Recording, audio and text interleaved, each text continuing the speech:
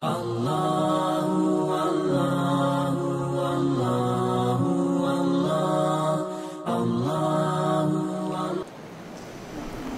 sekalian dirahmati Allah Subhanahu wa taala, di malam hari ini kita menjalankan salah satu kewajiban yang Rasulullah sallallahu alaihi wasallam sebutkan bahwa dia adalah sebuah faridah, dengan istilah faridah ala kulli muslim, yaitu sebuah kewajiban yang dibebankan atau diwajibkan kepada seorang muslim. Apa itu? Yaitu menuntut ilmu, di mana Nabi sallallahu alaihi wasallam menegaskan bahwa talabul ilmi faridatun ala kulli muslim, bahwa mempelajari ilmu adalah sebuah kewajiban, fardu bagi sebagian ulama. Ada yang membedakan antara wajib dan fardu.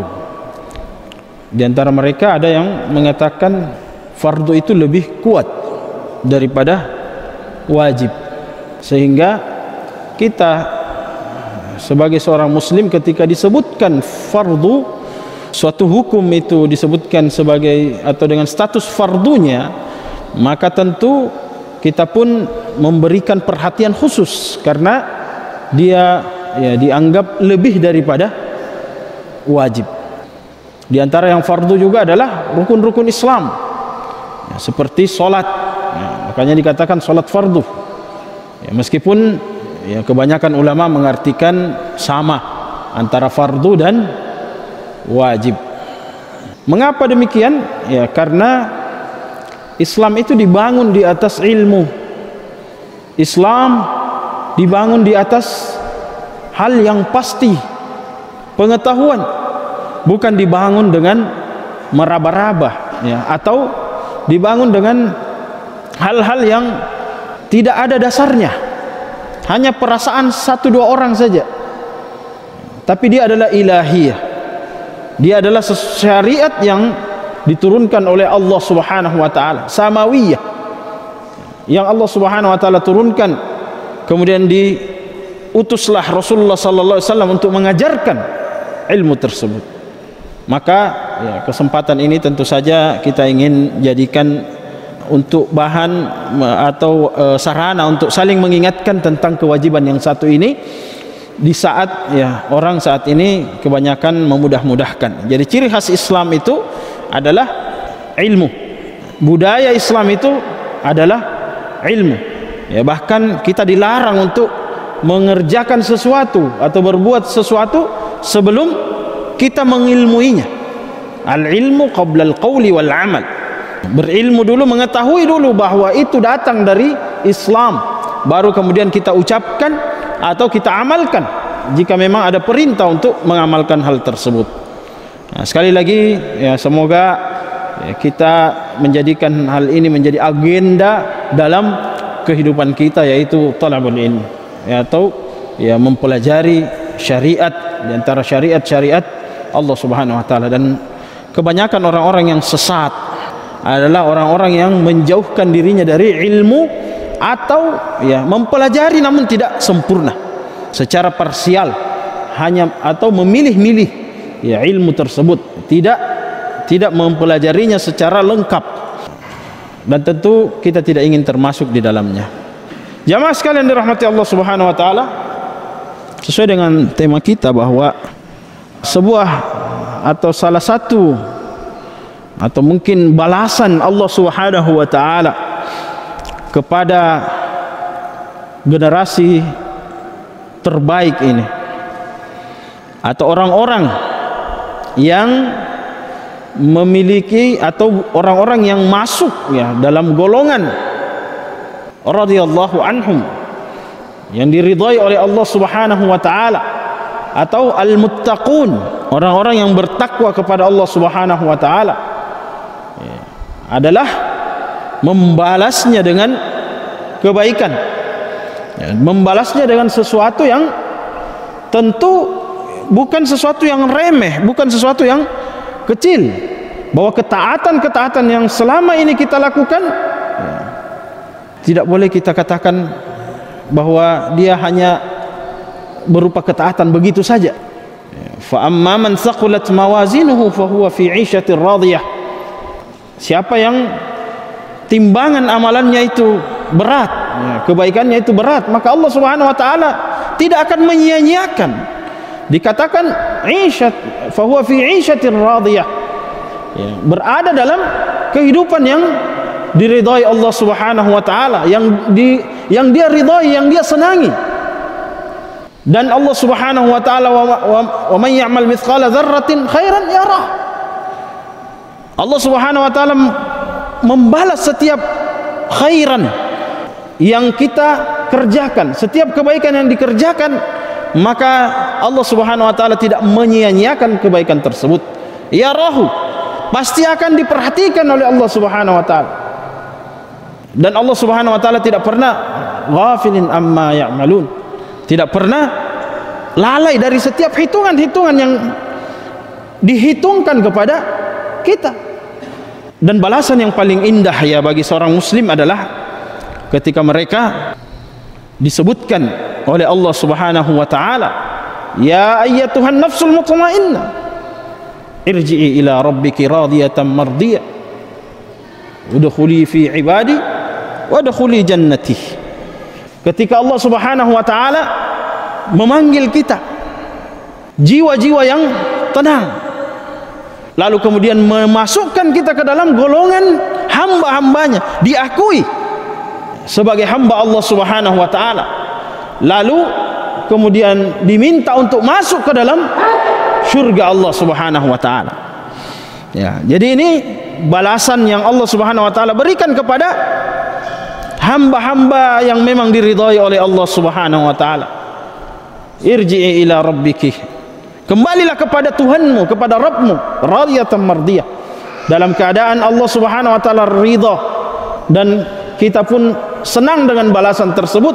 Memang itu yang diharapkan, itu yang dirindukan oleh manusia, yaitu mendapatkan apa yang selama ini diceritakan di dalam Al-Quran, diceritakan di dalam hadis-hadis Nabi sallallahu alaihi wasallam.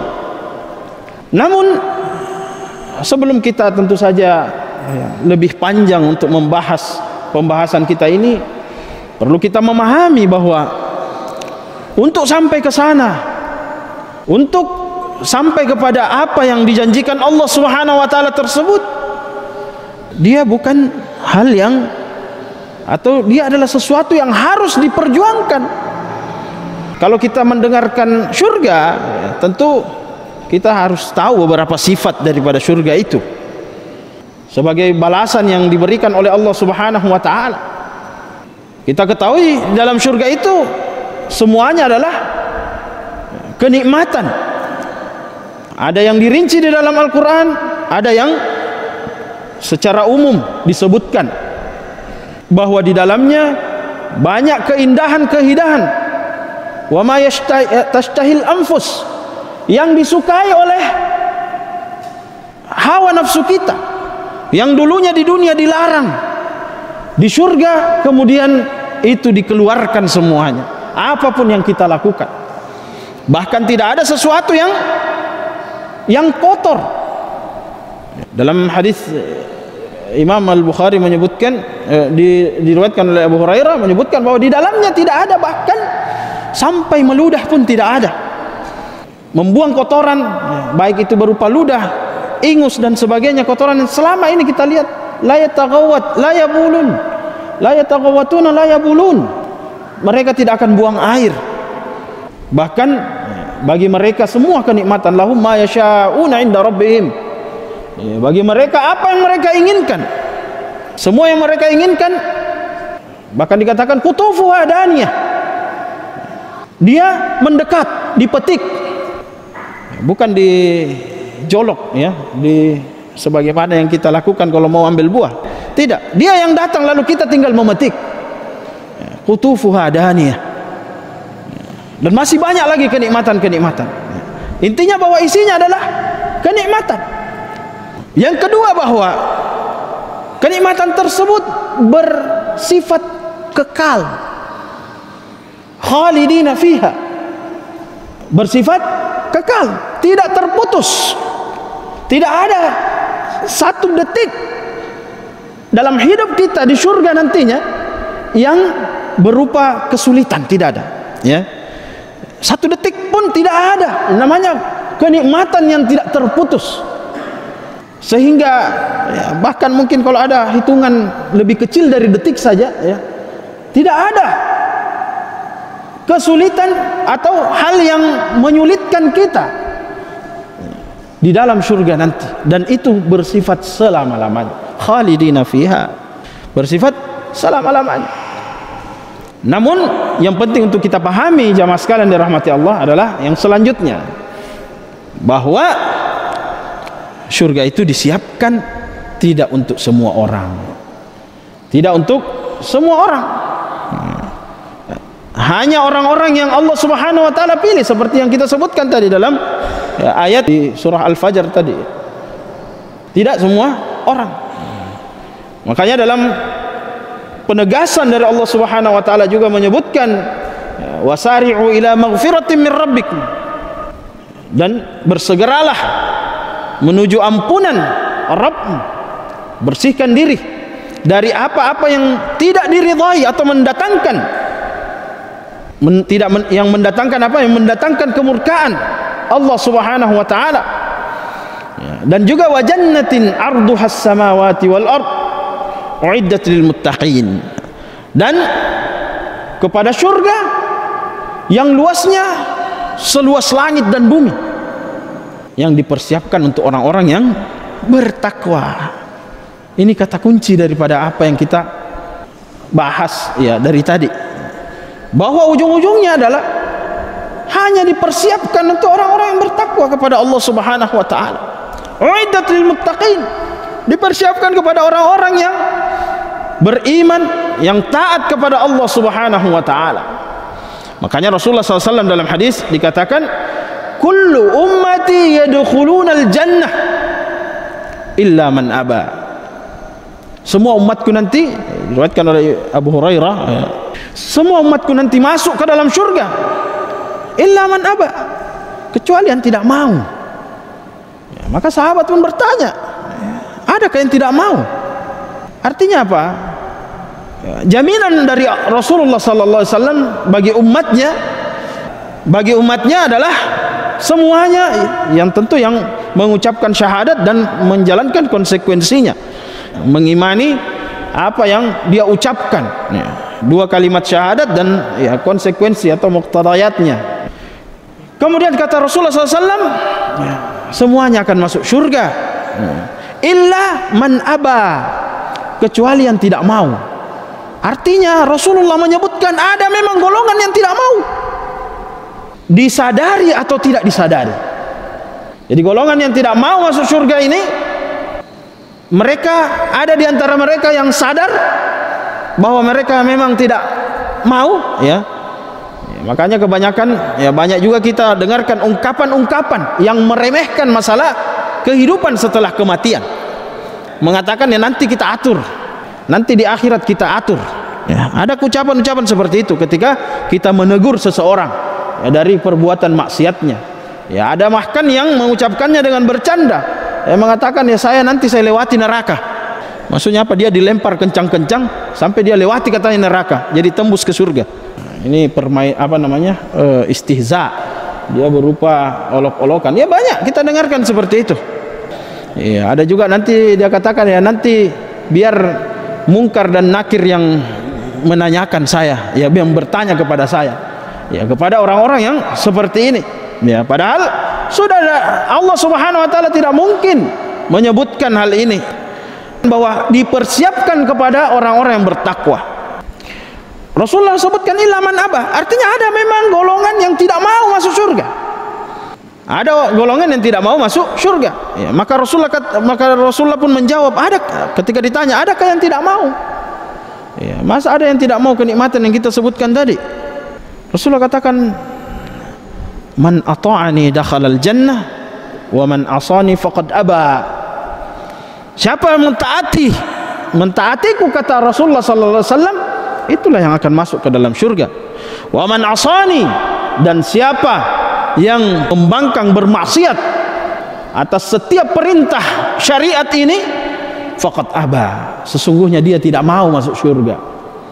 Jadi landasan, jadi tolak ukur seseorang itu bisa atau direkomendasikan untuk masuk ke dalam surga Allah Subhanahu wa taala, tidak keluar dari apa yang kita sebutkan tadi, tidak keluar dari ketaatan kepada Allah Subhanahu wa taala.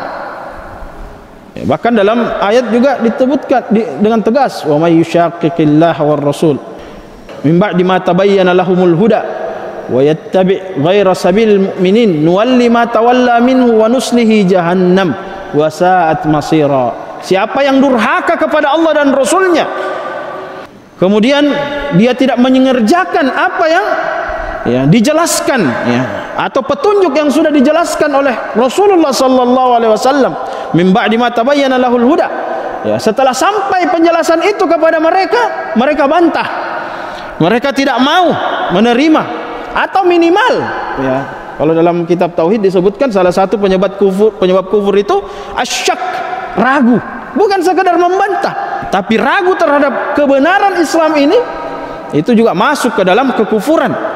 Maka Allah katakan wa nuslihi jahannam, kami akan lemparkan mereka ke dalam neraka jahannam.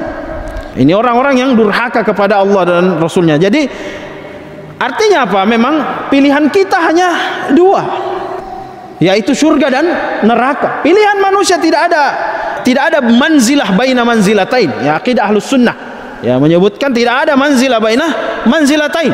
Tidak ada tempat di antara dua tempat ini, di antara surga dan neraka. Sebagian aliran memang ada yang menyebutkan ada manzilah baina manzilatain. Ada tempat di antara dua, di antara surga dan neraka. Dalam akidah kita tidak ada tempat tersebut. Imma sa'idun am syaqiyun. Entah itu kita berada dalam kenikmatan yang tidak putus-putus, atau kita berada dalam kesengsaraan yang juga tidak putus-putus. Maksudnya adalah surga dan neraka. Sekali lagi disebutkan faqad aba, tidak mau. Mereka tidak mau, yaitu orang-orang yang mendurhakai Allah dan Rasulnya. Sehingga tolak ukurnya jelas, yaitu ketaatan kepada Allah dan Rasulnya. Dari sini tentu kita bisa mendapatkan gambaran bahwa kerinduan kita kepada surga itu ada ekspresinya. Dia diekspresikan dalam bentuk ketaatan.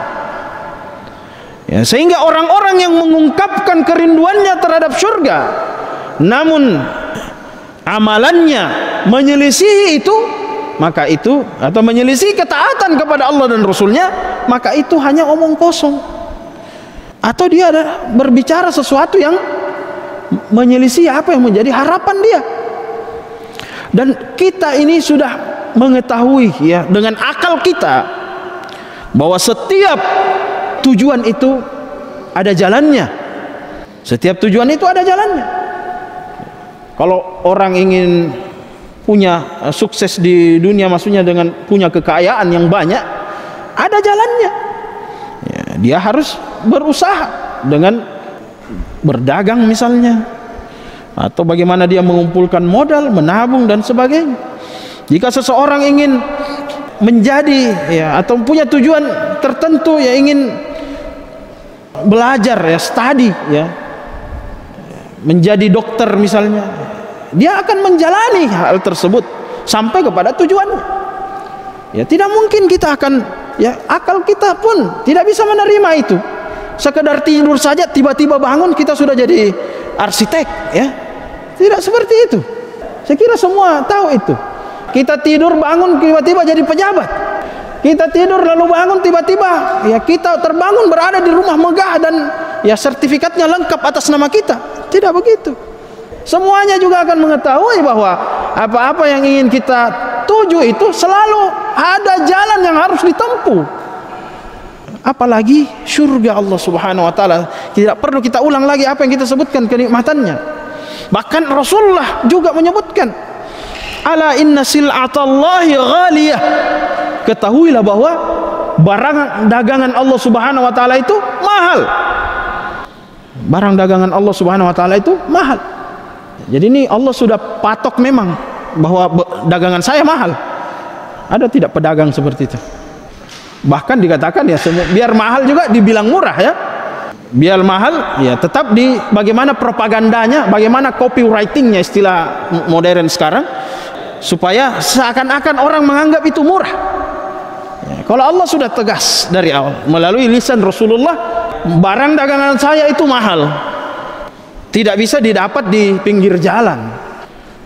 Barang dagangan Allah Subhanahu wa taala mahal, ala wahiyal jannah, bahwa barang dagangan Allah itu adalah surga Allah Subhanahu wa taala. Jadi surga Allah menjual barang dagangannya. Tapi dengan disebutkan memang tag price-nya ya, harganya mahal. Hanya orang-orang yang memenuhi syarat yang bisa membelinya. Maka Allah Subhanahu wa taala menyebutkan bahwa itu adalah ya barang yang mahal. Dan mahalnya itu membutuhkan juhud. Membutuhkan apa? Jihad, membutuhkan kesungguhan, perjuangan, membutuhkan kerja keras. Kalau tanah kapling saja yang cuma 16 kali 6 atau 7 itu butuh dicicil sampai 10 tahun ya. Mungkin ada yang paling cepat 5 tahun. Ya, tentu mencicilnya bukan dengan tidur juga, tapi dengan juhud, dengan kesungguhan. Itu di dalamnya belum ada apa-apa, sudah sempit, belum ada apa-apa. Bagaimana dengan surga Allah Subhanahu wa taala yang lengkap? Lahum ma yasha'una 'inda rabbih. Apa yang kita mau itu ada. Apa yang mau kita itu ada. Lalu dengan mudahnya kita katakan ya, dengan salat yang masih banyak apa pikiran-pikiran tidak khusyuk itu kita katakan dengan ini kita mau beli surga. Ya, dengan sedekah yang selalu mau dilihat ya, itu pun tidak seberapa, hanya 0,0000 sekian persen dari harta yang kita miliki, kita katakan kita akan membeli surga dengan itu. Ini adalah satu hal harapan yang sangat berbanding terbalik dari apa yang kita harapkan. Bisa kita bayangkan tidak ya, bagaimana kita membeli sesuatu yang sifatnya kekal dengan cara-cara seperti itu. Makanya di para sahabat ya, Rasulullah sallallahu alaihi wasallam dan para sahabat memahami hal ini dengan baik. Maka apa yang mereka lakukan? Mereka bersungguh-sungguh, tidak main-main dalam berbagai hal. Ada yang melaksanakan yang tidak punya harta ya, dia melakukan zikir dan sholat. Makanya ada dikenal dengan ahlus suffah ya, orang-orang yang tinggal di Masjid Nabawi, yang kerjanya adalah sholat, kerjanya adalah berzikir ya, bukan numpang tidur ya, tapi mereka sholat dan berzikir. Ahlus suffah, mereka orang-orang yang tidak punya harta ya, tapi berupaya juga untuk masuk surga dengan segala potensi yang mereka miliki. Wa bataghi fima atakallahu daral akhirah ya, kerahkan semua potensi kalian untuk mendapatkan akhirat itu karena dia tidak punya potensi dari segi harta. Cuma ini yang bisa kami lakukan ya, bahkan Rasulullah SAW suruh perkuat itu. Rabi'ah al-Aslami ya, pernah di salah satu ahlus suffah yang ada di Masjid Nabi SAW pernah meminta surga kepada Rasulullah. Maka Rasulullah katakan tidak ada perbuatan lain yang diminta ya, karena Rasulullah tahu bahwa dia ini tidak punya harta. Maka Rasulullah hanya minta untuk diperkuat lagi, wa inni ala nafsika bi kathratis sujud. Perbanyak lagi sujud, perbanyak lagi salat, kata Rasulullah sallallahu alaihi wasallam. Kan tidak mungkin juga disuruh bersedekah karena beliau tidak punya harta. Maka Rasulullah sallallahu alaihi wasallam menasihati untuk menganjurkan untuk perbanyak lagi sujud. Ya, bayangkan orang tinggal di masjid kerjanya cuma salat, disuruh perbanyak salatnya. Apalagi kita ini yang jarang ke masjid. Kalau masalah harta, yang punya harta sudah tidak usah ditanyakan. Semua sahabat yang memiliki harta tidak ada yang simpan-simpan hartanya, tidak ada yang menyimpan, mereka menabungnya untuk akhirat. Belum ada yang bisa menyamai bagaimana mental mereka, mental perjuangan, tidak bergantung pada harta. Seperti Abu Bakar Siddiq misalnya, sudah masyhur, sudah terkenal bagaimana beliau tidak lagi melihat, bahkan bukan cuma beliau, bukan cuma diri beliau saja, satu rumahnya semuanya memiliki mental perjuangan yang wallahu alam sampai saat ini kita belum temukan yang seperti itu, di mana beliau keluarkan semua hartanya tanpa meninggalkan apapun untuk keluarganya, dan keluarganya menerima itu. Ya, jadi salah satu hak keluarga itu adalah dinafkahi, tapi hak itu boleh gugur kalau mereka ridho untuk tidak dinafkahi. Ini penting untuk dipahami. Ya, jangan sampai, ya mohon maaf, kita tidak mau menyinggung ya beberapa gerakan-gerakan dakwah yang berdasarkan riwayat ini kemudian dia meninggalkan keluarganya dalam keadaan tidak memiliki nafkah. Di sisi lain keluarganya tidak ridho terhadap perbuatan itu, dan hak yang namanya hak tidak boleh disia-siakan, kecuali kalau dia ridho silahkan, karena nafkah hak itu boleh digugurkan. Dalam kasus Abu Bakar As-Siddiq, semua keluarganya ridho untuk merelakan harta tersebut di jalan Allah Subhanahu wa taala. Ya, jadi jangan kita samakan kalau kita belum berhasil mentarbiyah keluarga kita untuk bergantung dengan harta. Ini adalah berbicara hak, ya hak Anda silahkan, hak kita masing-masing silahkan digugurkan dengan mengeluarkan semua kepada untuk jalan Allah Subhanahu wa taala. Tapi hak yang lain tidak boleh tanpa seizin mereka. Hak nafkah bagi anak dan istri tetap harus diberikan, kecuali kalau jika mereka menggugurkan haknya. Nah, itu jamaah sekalian dirahmati Allah. Kemudian beberapa sifat yang disebutkan oleh Allah Subhanahu wa taala tentang orang-orang yang berhak untuk mendapatkan surga ini, ya sambungan dari ayat yang kita sebutkan dalam surah Ali Imran tadi, yaitu arduhas samawati uiddat lil muttaqin, disiapkan untuk orang-orang bertakwa. Maka dari sini kita harus, ya kalau orang bertakwa itu jelas secara umum mereka mengerjakan faraid, ya wa yumarisu wa mumarasatu an-nawafil, ya membiasakan yang sunnah, menjaga yang faridah, ya dan membiasakan yang sunnah. Kemudian mereka juga menghindari hal-hal yang dilarang oleh Allah Subhanahu wa taala. Kalau penjelasan tentang makna takwa itu sudah beberapa atau bahkan para sahabat menjelaskan, seperti Umar bin Khattab menjelaskan takwa itu artinya berhati-hati, seperti orang-orang yang ya melangkah ya di antara duri, ya sehingga mereka pun berhati-hati untuk melangkah, takut untuk jatuh pada kesalahan, untuk jatuh kepada dosa.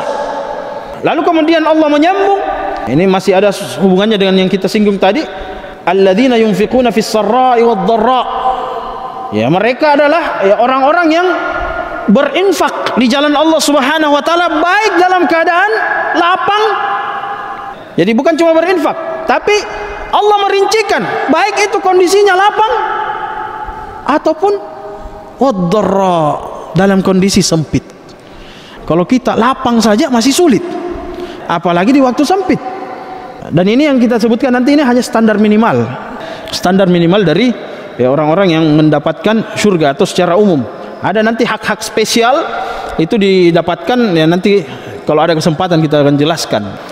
Jadi standar minimal mereka adalah orang yang berinfak di jalan Allah dalam keadaan lapang, ya artinya banyak harta, ataupun dalam keadaan sempit.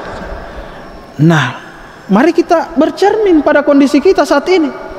Ya, dalam keadaan lapang saja kita sulit untuk berkorban di jalan Allah Subhanahu wa taala dari harta kita. Tapi anehnya ya, untuk kepentingan dunia kita sangat royal. Apa royal itu? Mudah untuk mengeluarkan. Tambah lagi e-commerce yang ada saat ini, atau online shop yang transaksi kita menjadi makin mudah, bahkan dengan ya propaganda ya belanja dan seterusnya. Itu membuat kita menjadi orang yang konsumtif terhadap urusan-urusan dunia. Ya, boros bukan pada tempatnya. Yang dimana kita memang diminta boros, tapi dalam urusan akhirat, dalam urusan sedekah, dalam urusan berinfak fi sabilillah, dalam keadaan senang maupun susah. Kalau senang masih mending, itu pun kita masih tidak berada dalam ya frekuensi ini. Apalagi kalau berbicara kesulitan, kita tidak perlu, saya kira ya semoga ada di antara kita seperti ini. Pada tahap ini pun, kenapa sampai Allah menyebutkan ini? Menunjukkan bahwa penghuni surga itu tidak bergantung kepada dunia. Ada tidak ada dunia, amal soleh jalan terus. Ada tidak ada yang mereka miliki, sedekah jalan terus. Mereka tidak bergantung dengan kondisi dunia.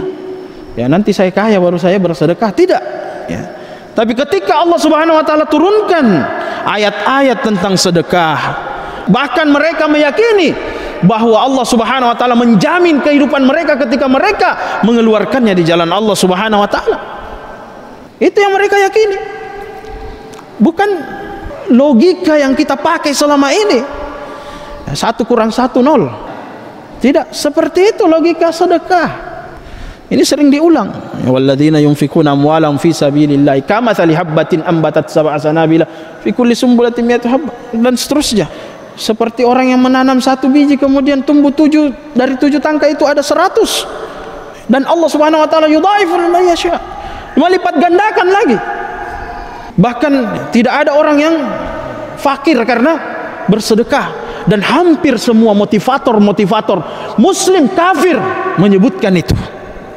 Rahasia kesuksesan mereka adalah ketika mereka bermanfaat atau mereka mengeluarkan hartanya untuk kebaikan sosial.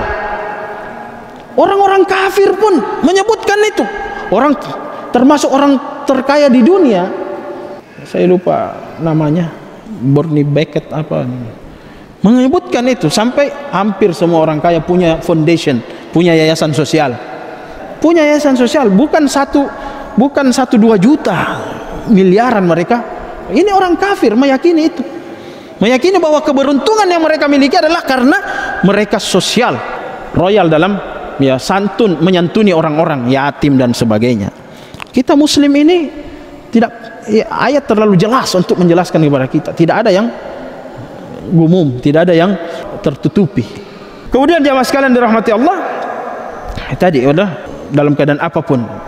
Dan wal kaziminal ghaiza, orang-orang yang bisa menahan amarahnya, bisa menahan emosinya di saat mereka mampu untuk mengeluarkan itu. Al-ghaiz adalah marah, ini marah yang minimal sebenarnya. Marah yang hanya ada di dalam hati. Ya, atau minimal muncul di wajah, bukan berupa perbuatan. Itu marah yang maksimal itu ya, al-ghadab namanya. Ya, para ulama tafsir menyebutkan bahwa al-ghaiz itu lebih ringan daripada apa? Daripada marah yang sampai kita lempar sesuatu, memukul orang dan sebagainya. Jadi dia tidak nampak dari perbuatan, dia hanya nampak dari wajahmu paling minimal, tapi selalu di hati. Ini yang minimal inilah ya. Ternyata ahli surga itu, penduduk surga itu mampu menghilangkan wal kaziminal ghaiz, yang bisa meredam kebenciannya, amarahnya. Karena amarah itu, saya selalu kalau berdiskusi diajak diskusi sama orang ya, selalu melihat kondisinya. Apakah dia ingin berdiskusi dalam keadaan marah atau mau bicara baik-baik. Orang dalam keadaan marah tidak ada kata-kata baik, sulit untuk berkata-kata baik. Makanya wajar ketika kemarahan itu adalah sesuatu yang Rasulullah SAW sebutkan bahwa dia adalah bagian dari api neraka, karena tidak ada kebaikan dari apa namanya, dari kemarahan itu. Silakan ya praktekkan di rumah ya, tapi jangan, maksudnya kalau dilihat, diperhatikan ya di rumah. Ketika kita dengan istri marah, dia juga marah, tidak ada kata baik, yang malah ujung-ujungnya ada ucapan-ucapan yang tidak baik, yang tidak layak. Bahkan mungkin ada talaffuz bit talaq ya, kita tidak sengaja melafazkan talak, nauzubillah. Makanya Rasulullah SAW admanu alaihil jannah, saya menjamin surga bagi orang yang bisa ya menahan baina fakhizaihi wa baina lihiyaihi, yang menahan di antara antara dagu dan kumis ini, jenggot dan kumis, yaitu lisan. Termasuk salah satu yang diminta untuk Rasulullah SAW jaga. Bahkan ada buku namanya Afatul Lisan, ya bahaya lidah. Nah, ini menunjukkan bahwa amarah itu bisa membuat sesuatu yang tidak baik. Dan orang ahli surga itu orangnya tenang. Tidak ada orang yang temperamen. Makanya selesaikan ini. Tidak mungkin Anda masuk surga kalau kita berada dalam memiliki sifat ini. Sifat tidak bisa menahan amarah. Wal 'afina 'anil nas, lebih daripada itu. Mereka memaafkan semua manusia atas kesalahan-kesalahan yang ditujukan kepada pribadi-pribadinya. Ini penting. Memaafkan semua manusia. Jadi sifat ahli surga itu tidak lapang hatinya. Kenapa? Karena tidak ada waktu untuk membenci, tidak ada waktu untuk hasad, tidak ada waktu untuk berpikiran buruk. Kemana? Di mana datangnya perilaku buruk kita? Dari semua tadi, dimulai dari kebencian, dendam yang tak terbalaskan, hasad dan sebagainya. Dan itu lahir dari amarah tadi, lahir dari apa yang kita sebutkan tadi. Banyak perbuatan buruk, gibah dan sebagainya, itu berasal dari apa?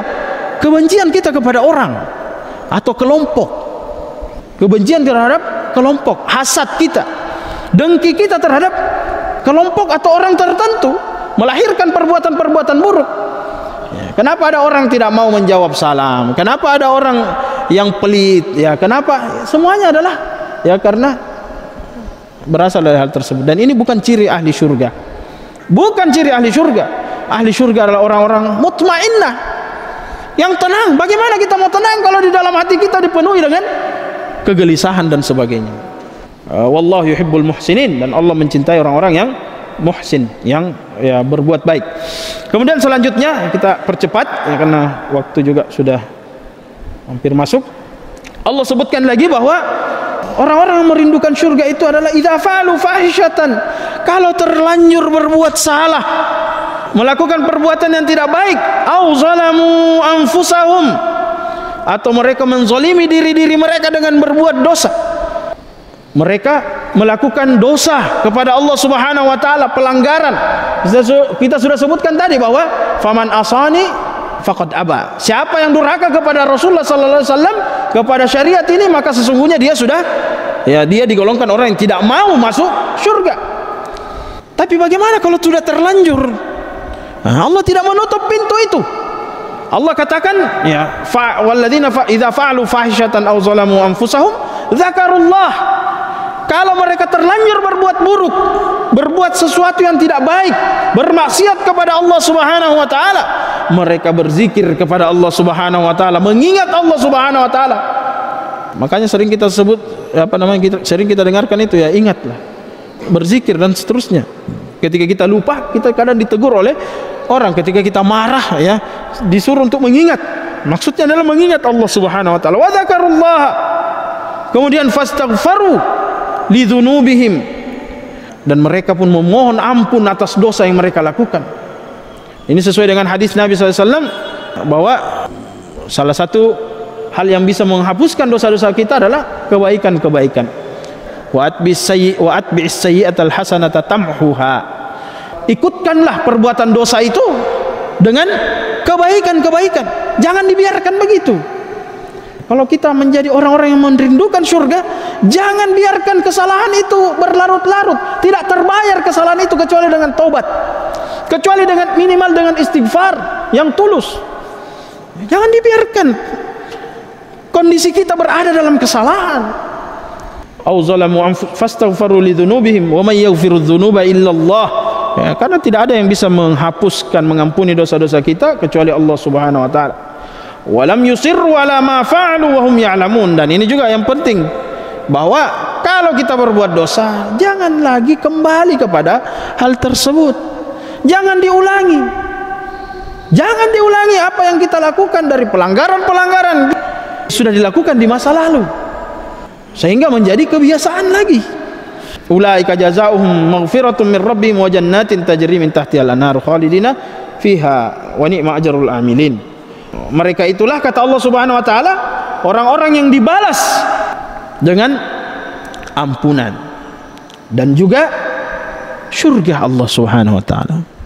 Diberikan ampunan, setelah diampuni dimasukkan ke dalam surga Allah Subhanahu wa taala. Jadi orang yang dalam surga itu sudah bersih. Sudah bersih, orang-orang yang bersih dari kesalahan.